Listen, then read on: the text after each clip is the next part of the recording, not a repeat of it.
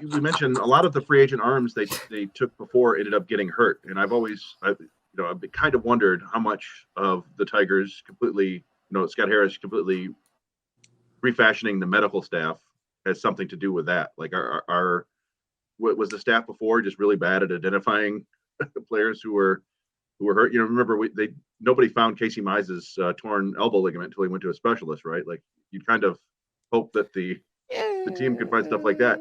And so you got debated. Well, no, I mean, but yeah. he's been hurt. Yeah. Mize was hurt all throughout high school and college, but nobody, like, maybe they didn't didn't admit they found the torn elbow ligament. It wasn't even torn, was it? It was just all like old pair of stockings. It was just all blown out. Yeah.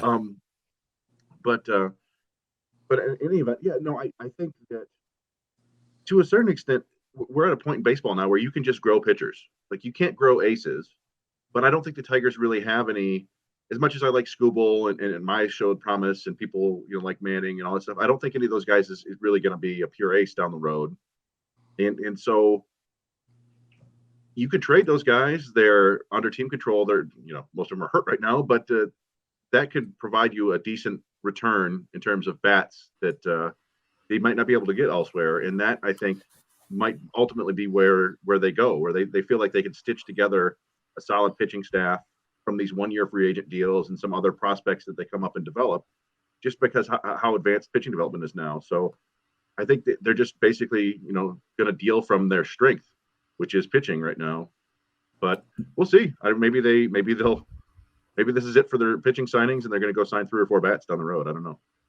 Yeah, I don't know how I feel about trading Mize, Manning, or Skubal, just because I feel like all 3 of their trade value just isn't very high right now. So I don't know how that would work if you're trading them all kind of at a low point in their value, and they're all still so young and have so many years left to control. So I personally don't really want to see that happen, but I get I get that. That's definitely true, and you'd want those guys to come back and show that they're legit. And there's no reason to trade them right now. It's just they would provide some value. But the one thing I always counter with is like, how do we know that this is the lowest their trade value is going to be? Like, right. Like, people, like, if you look at Spencer Torkelson right now, is this the lowest his value is ever going to be, or is it the highest his value is ever going to be? What if it doesn't work out again next year? So you really have to trust your own evaluations and your own medical opinions and things like that. And that's kind of what we hope that Scott Harris and company can do. And I don't think he's going to be attached to any of these former top prospects that were supposed to be part of this rebuild. So if he gets a good trade offer, or if he spots a guy he wants, it wouldn't shock me if they move one of those guys.